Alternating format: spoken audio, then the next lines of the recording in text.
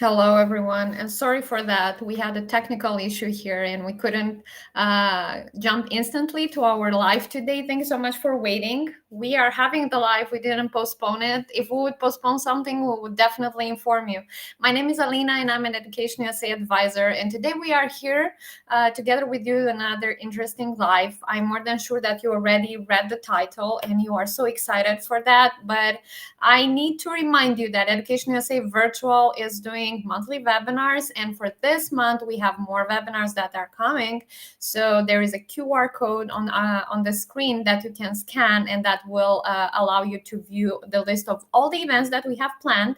There had been a webinar that has been postponed to August, and that was about TOEFL. So I highly encourage you to go on our website and to register for that. Submit again your questions, and you will be able to attend that webinar, ask your questions maybe in advance. Otherwise, you can also join that, and maybe you'll get some discount codes. Maybe you'll get some tips that will help you to navigate through the TOEFL.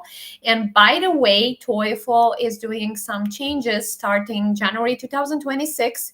And I'm more than sure that you want to know that in case if you are planning to take the test next year.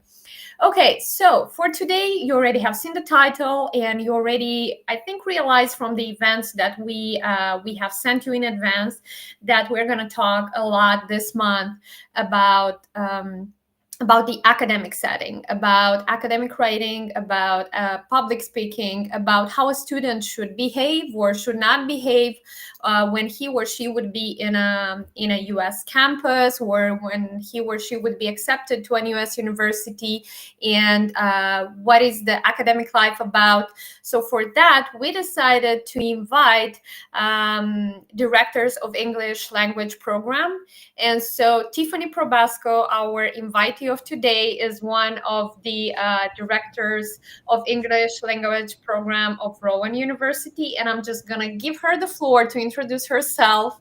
And then we're going to switch to the presentation. Tiffany, if you can just give us some heads up about what the English language program actually means, and because students would get confused sometimes. They would be, okay, my English is sufficiently good, I already took some tests, why do I need to know about this English language program?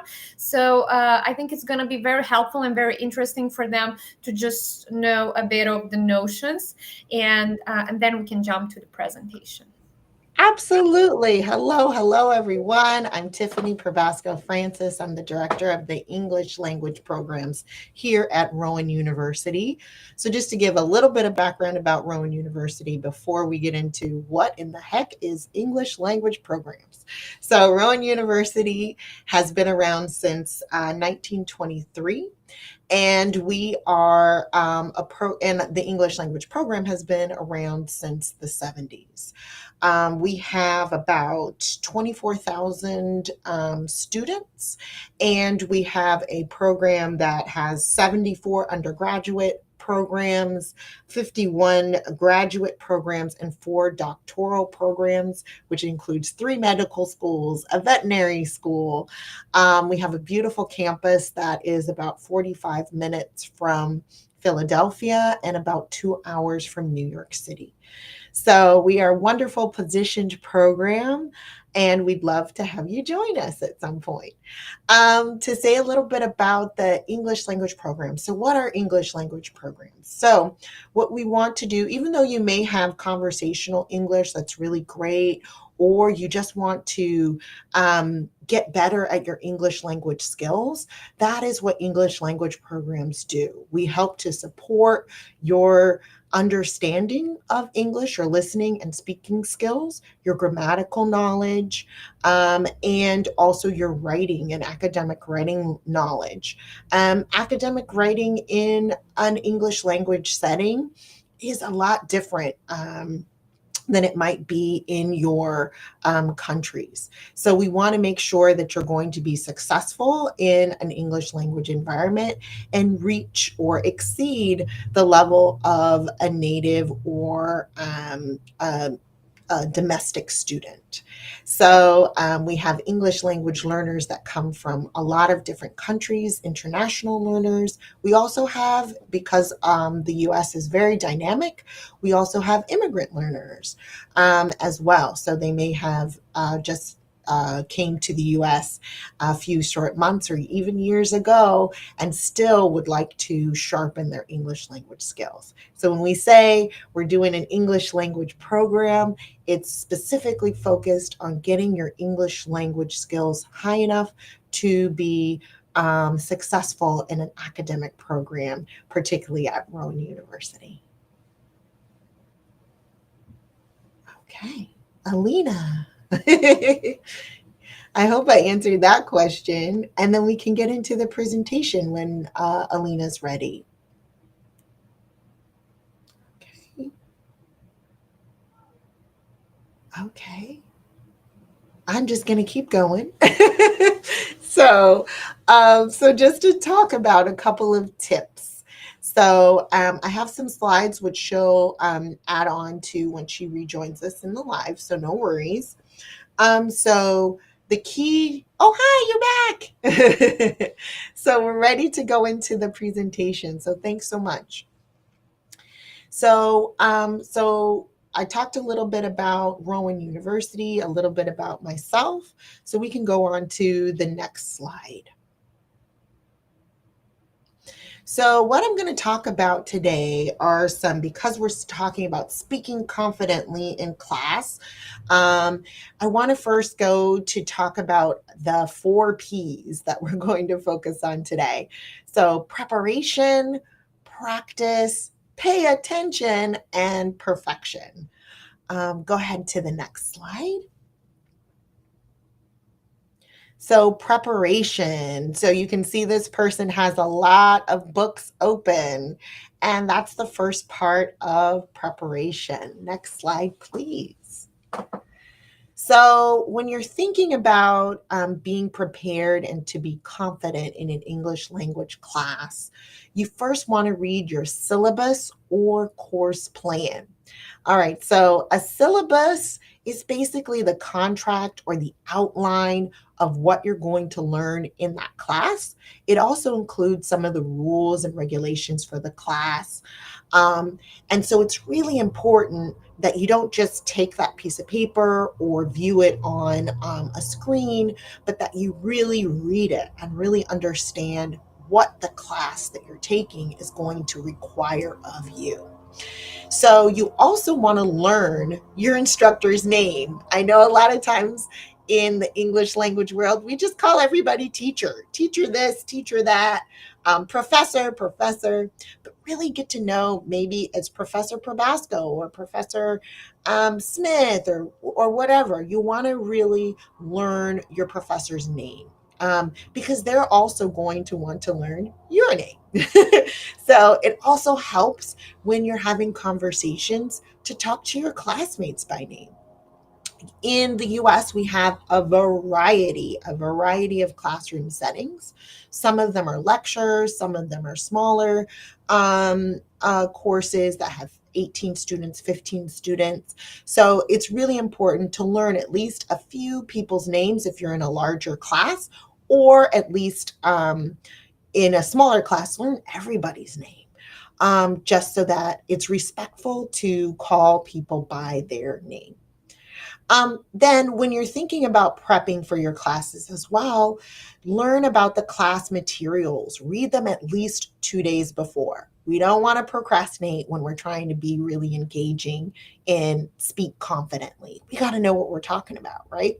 So try to read the day's materials at least 2 days before, and then write a couple questions that you might have about the readings or things that you've discussed in class previously, so that you can have something to prepare to speak about when you're in the class.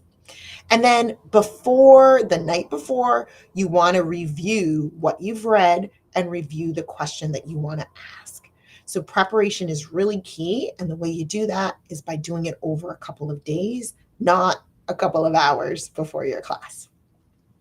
And then look up any vocabulary or terms that pertain to the topic and begin to learn that vocabulary. So each course that you're in has a certain lexicon or vocabulary that is utilized. So once you start learning it and learning it for yourself, you can create a personal glossary for words and phrases that you can utilize when you're having your discussions. Okay, next slide, please. All right, and now we're going to talk about practice. Thanks so much.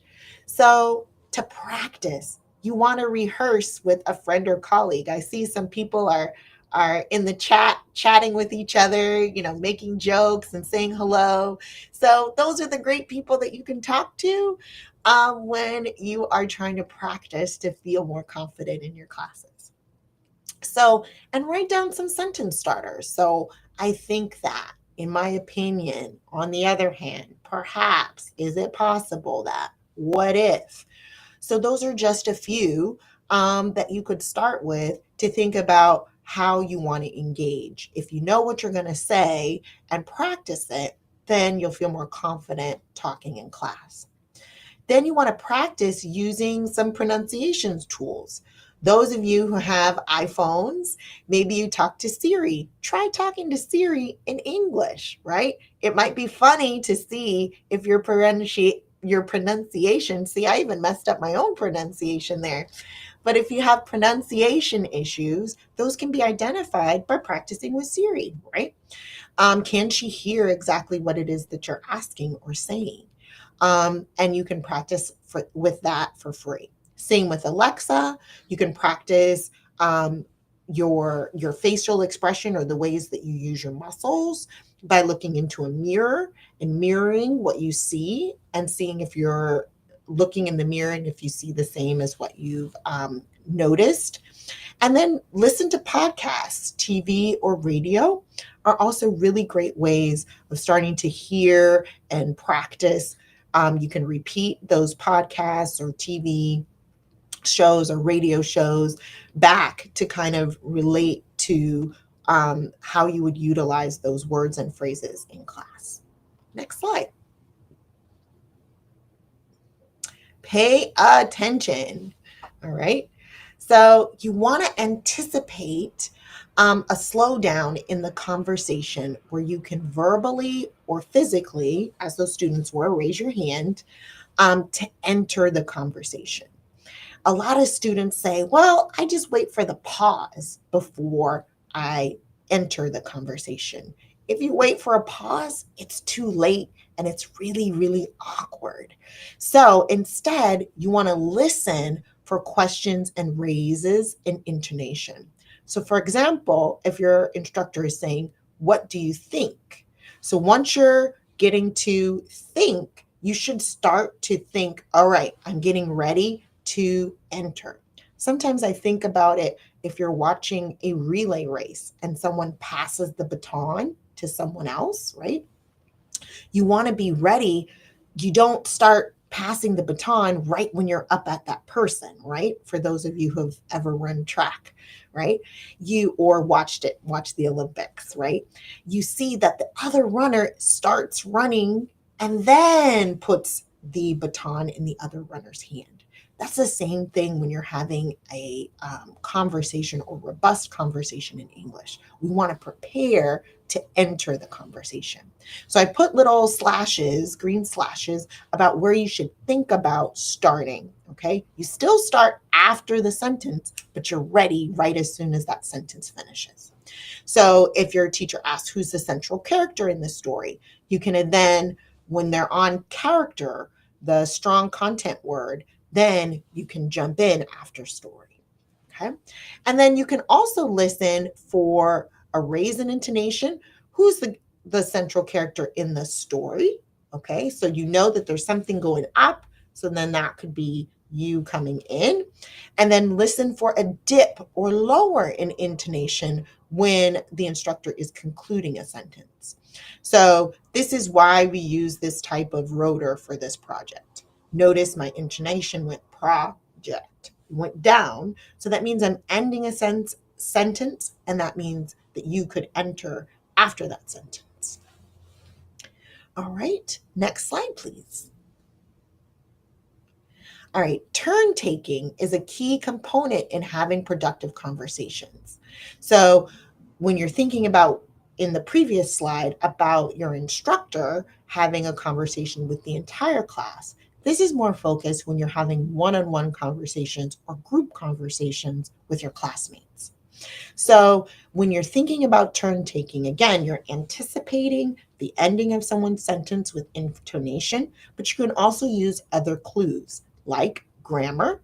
Okay, so sentence structure, for example, I is going to be the subject, next is going to come the verb. So, you just know that you have to wait until the verb and the object or complement happens after the sentence in order to enter. Intonation, like we talked about on the previous slide, whether they're raising their tone or lowering their tone, will give you an indication of when you can enter. And then pragmatically, what comes next? So if your professor's speaking, it would be today we're going to talk about, you know that the topic is coming next. Or if someone says the typical hello, how are you? I'm fine. How are you? Right? We have these typical ways of speaking when we're doing introductions, and we also have them in academic speaking and integrating into our classrooms. So we just have to wait and start to learn those different entry points. Next slide. And then when is a good time to jump in? So I have some examples of what would be a good time and when you want to wait a little bit. So the first one here is, what does the author mean in the title? Okay, we have a question, title, it went down, it went up in intonation. We know they're asking a question, so it's a good time to jump in with your answer. That's already been prepared. And then with yesterday, right, is a bad time to jump in, right? Why? Because they haven't completed their full sentence, so you don't want to jump in yet. You want to wait till they finish their verb and complement before you jump in. That's a grammatical note there. Then the other one, for the next day, I want you to read pages 1 through 5. And then you see your teacher is turning towards the board, right? You want to wait. Again, even though they finished their sentence grammatically, their body language is showing that they haven't completed their turn, right? So you want to wait until they've completed writing something on the board and have turned back around to face you before you enter the conversation. And then if your teacher is saying something like, what we can conclude is that the effort that we made was significant. Again, intonation going down, completed a full sentence. Now it's a good time to enter the conversation. Next slide, please. Perfection. Bullseye. Notice I crossed it out because there is no perfection here, right? Even native speakers of English have issues with when to enter and when to exit in a conversation academically. So don't worry about perfection, okay? Give yourself a goal for the class. So sometimes I advise students to say, hey, tell yourself that you're going to participate at least twice during a 1 hour class. And if you make that goal, excellent, right? For our super avid talkers, maybe you want to give yourself less of a goal, right? So that you have more time for others to participate. But definitely give yourself a goal for each time, and then feel good when you accomplish that goal of participation. Then also learn that you can always self correct. You make a mistake, you can say, what I meant to say was, or to your point, as a way of correcting yourself in an academic way. And then a bonus P that I added here is pace. Be sure to pace yourself. Sometimes we get nervous and we talk super fast, and instead we can slow down a bit, give ourselves some space when you have the floor, and then say what it is, give yourself enough time to think through what you want to say in English, and then enter the conversation. Next slide, please. So, final tips and takeaways. So, just remember to practice the 4 P's: preparation, read, think, and write questions prior to your classes. Practice with a friend or colleague, and practice with some of the technological tools that we have. And then you want to pay attention. Make sure that you pay attention to when to enter and not enter too soon. And don't wait for the pause. And then finally, don't worry about perfection. You are not going to be perfect because nobody is. And so you'll always be able to try again and enter again. Just give yourself some goals. Next slide. So thank you so much for listening to this presentation. I hope you've had some great tips. If you'd like to learn more about our program or join us in the fall, you can always find me at Probasco, my last name, at rowan.edu, or elp@rowan.edu. Awesome. Thank you so much, You're Tiffany. welcome. Everything was so useful. I want to note one tip that is a very good one, specifically for me: talking too fast. And I think that this is a thing that I'm not sure if international students are dealing with that, but me specifically, I'm dealing with that so often. And maybe you can just give some tips on how to avoid that, or maybe on how to I don't know, to talk slower, because sometimes I'm afraid I'll lose my idea, and I'm sure that a lot of students are struggling with the same thing. What can you say? 100%. Yeah, 100%. So I would say write your ideas down. Sometimes when you're having a lot of conversations happening at once, particularly in an academic setting, a lot of people are talking and you're like, oh, I have such a great idea, but somebody else jumped in. And so definitely write down your ideas, take a note. And then when it's your turn to talk, definitely like take a beat. You may think it's a lot longer than it actually is.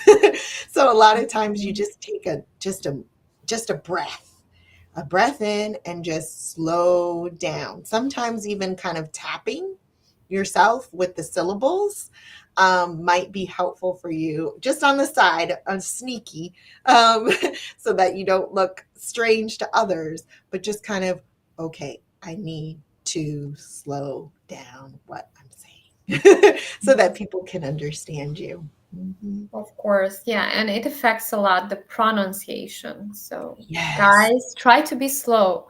No keyword things. If you have time, then they will need the paper to read on the paper what they wanted to say. So, I think it's also juggling with all these different things and tips and Absolutely. yeah. Okay, Absolutely. then we move to the Q&A session. You guys still have time to submit them in the chat, but we have some of them that we have received before the start of this webinar. You already know that for every webinar that we have on our, monthly, you can address your question in advance. There is a registration link that can redirect you to that column where you can submit your questions. So please do that. We really love this, and I think it's very helpful, especially for those who maybe didn't had that question before, and then they just were like, okay, I think I have the same thing, and I've got the answer. So yeah, submit your questions in advance.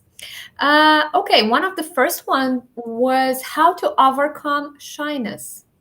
Ooh, yes, shyness is a really hard one. And I know some people feel super, super nervous in speaking, but it's one of those things that you just have to keep doing it.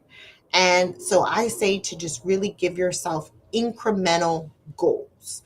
So you may say, okay, I'm going to talk to one person, one stranger today, or someone who's next to me. I'm going to talk to them about a topic I know a lot about, right? So I would say just start out with really small goals for yourself that are manageable.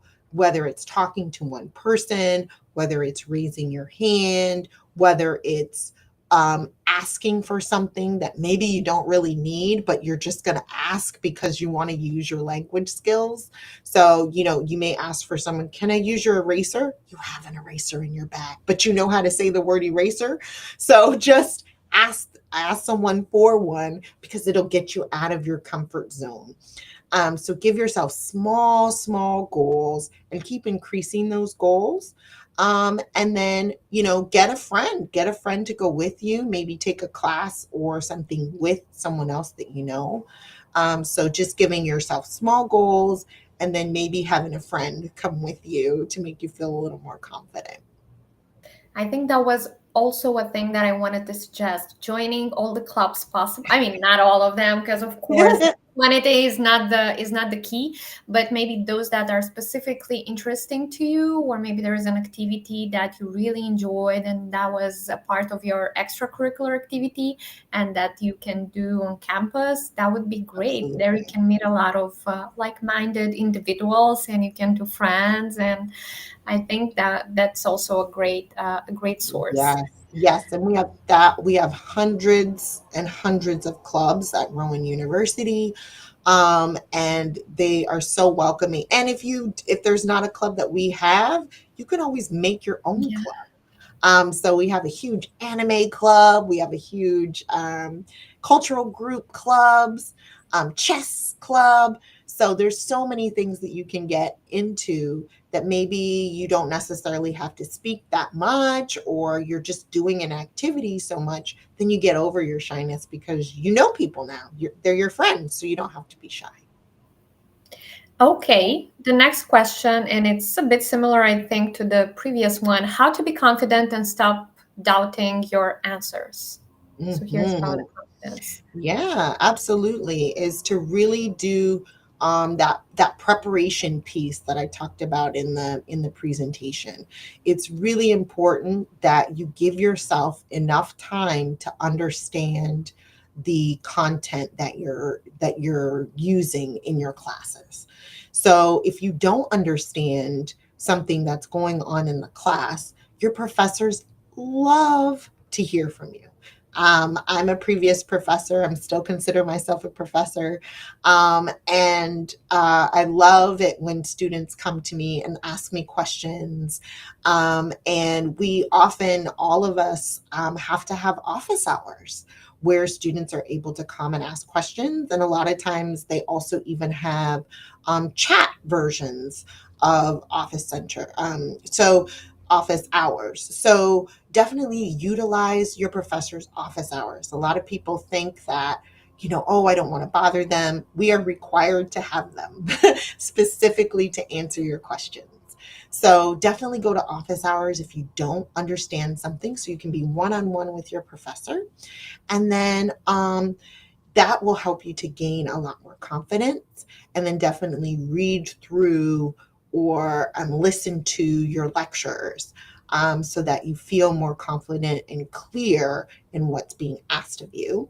And if at your institution, like we have at Rowan, you have a writing center, that there's a lot of, if you're worried about your academic writing or something like that, you can get help and feedback in the writing center from students who are just like you, maybe have already taken the class that you've taken. And it's usually most often is a free service. So definitely utilize those services that you have, read over your information, and attend office hours. Awesome. I love the tips. I love them. Okay. A question that is actually related to your activity as professor. How can you express disagreement respectfully in an academic setting? That might be the first question. And then the second part, are there any effective listening techniques when listening to long lectures? I love the question. Yeah. So to address the first question, absolutely, you can disagree respectfully in an academic setting. However, you want to remember that your professor has been doing their job for quite some time and has really, really become a leader in the field. And the reason why they're able to teach you is because they've done their research. So if you want to go against a professor, do yours. So do some research, and come in a respectful way of saying, instead of being combative with something like, well, you're wrong, right? Um, Come in with curiosity. I'm curious about, I read about this particular topic. Could you give me your thoughts on this particular topic, right? So you, and then share your thoughts after that you ask them. So that's a good way to like engage in a healthy dialogue and argument or disagreement with someone, is to first kind of hear them out, something that you're curious about or have a question about. Questions invite dialogue. Statements invite arguments, right? So if we say to someone, you are wrong, that's a statement. But if you say, could you tell me more about why you think that way? That's engaging with someone more to invite them into a conversation. So you can disagree, but I would recommend asking more questions and making less statements. And then for the, are there any effective listening techniques when listening to long lectures? Chunking. So chunking just means that you break it up into smaller parts. So instead of trying to listen to a lecture all the way through, maybe listen for about 3 minutes, take some notes, maybe rewind it 1 or 2 times, and then go to the next 3 minutes. It is a longer process, but the more that you do this kind of process, the faster you're going to get at understanding. Because what you're going to start to understand, as I kind of mentioned in briefly in the presentation, is that there are certain kind of exchanges that we have in academia.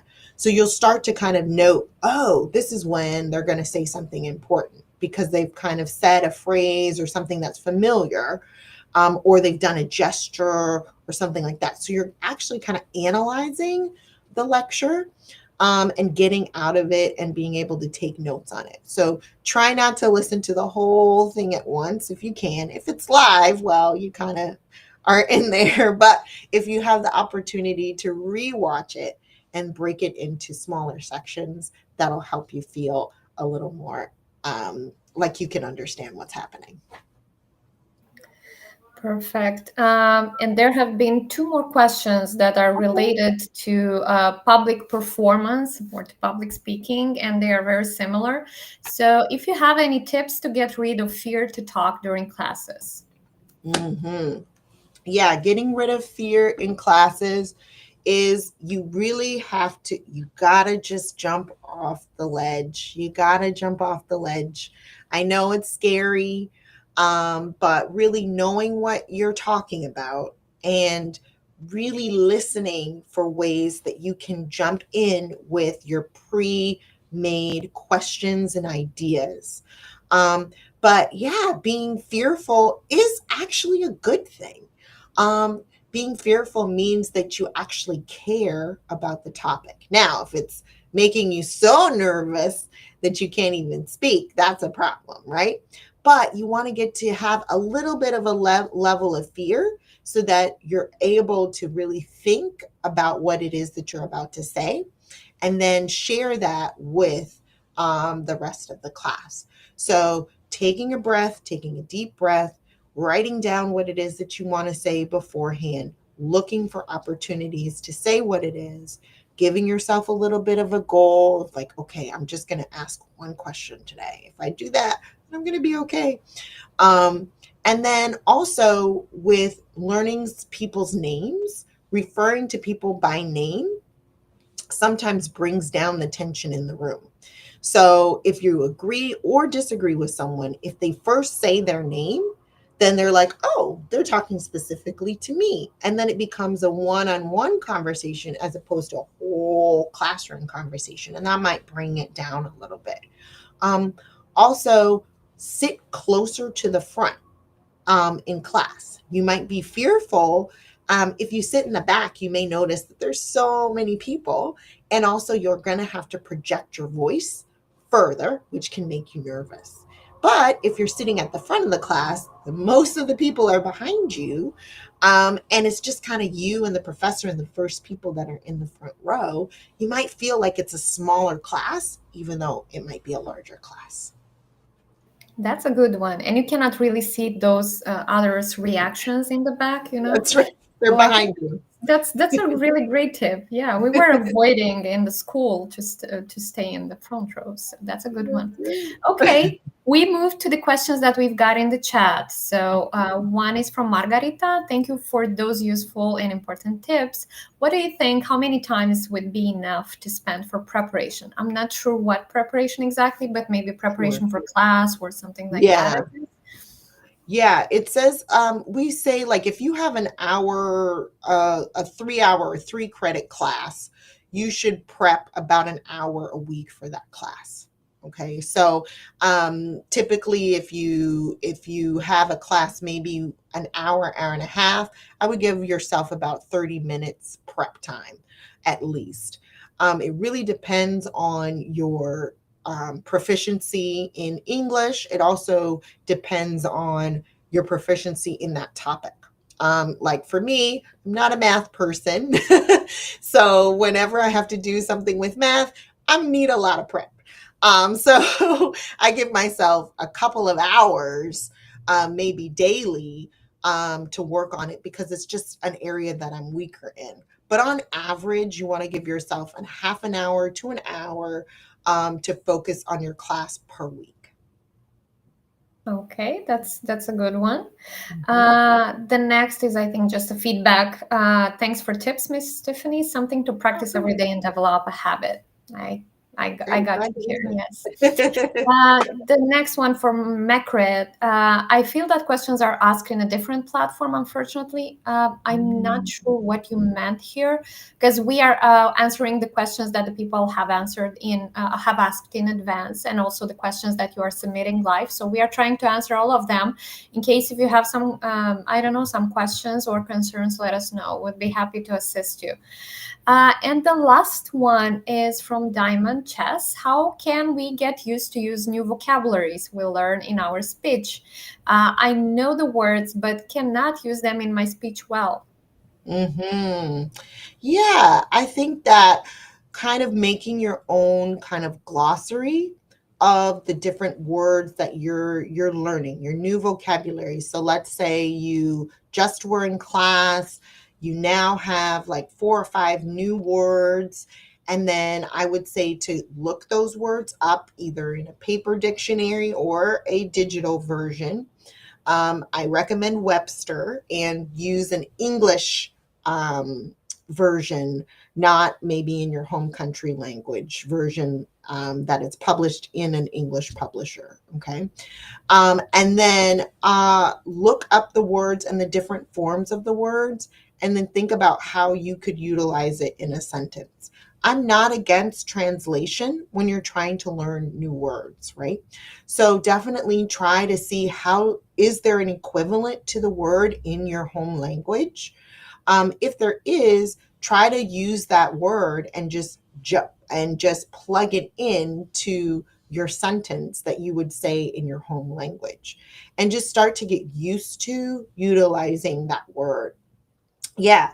So give yourself, again, try to give yourself some goals. Don't be too hard on yourself. It's just like anything, you have to practice and you got to give yourself, we don't, I've run a marathon, I've run a couple marathons. I didn't run a marathon in a day, right? It took me a year and a half of training before I was able to run a marathon. So you definitely have to give yourself little steps, little steps. You want to say, okay, I'm going to use 3 of the words that I have on my vocabulary list in this next class. I'm going to do it. I don't know how, but I'm going to use this word. And you'll find ways. You'll find ways to move it in. And if you tell your professor or other classmates that you're trying to use the word, they'll help you. Like they'll be like, this might be a good place to use your word. Those types of things. So definitely give yourself some small goals of using the word, translate it, make sure that you really understand the meaning and the different meanings of context, and then let other people know what you're doing because they might help you. to actually utilize the word as well. Thank you. The one more from Margarita, and it seems that we have another overthinker here. We got you That's here. okay. What could I do if I'm thinking constantly about my mistakes and what I'm speaking about during the speech and it is disturbing me? Hmm. Yeah, I know this might sound crazy. Make the mistake. Oh no, make the mistake and see what happens. Sometimes just doing the thing that you fear most and realizing you survived it makes you feel more comfortable. So you're like, I kind of know this word. I'm not sure what this word is. You can also preface it, right? So you're like, I'm thinking about my mistake. You can say that. You can say, okay, I'm trying to share right now. I want to say something. The word is, territory, and I keep saying tyrannory, and I just can't say the word right? So sometimes just saying that you're frustrated about being able to say a word and saying it out loud, it's your darkest, deepest fear. And guess what? You're going to survive it.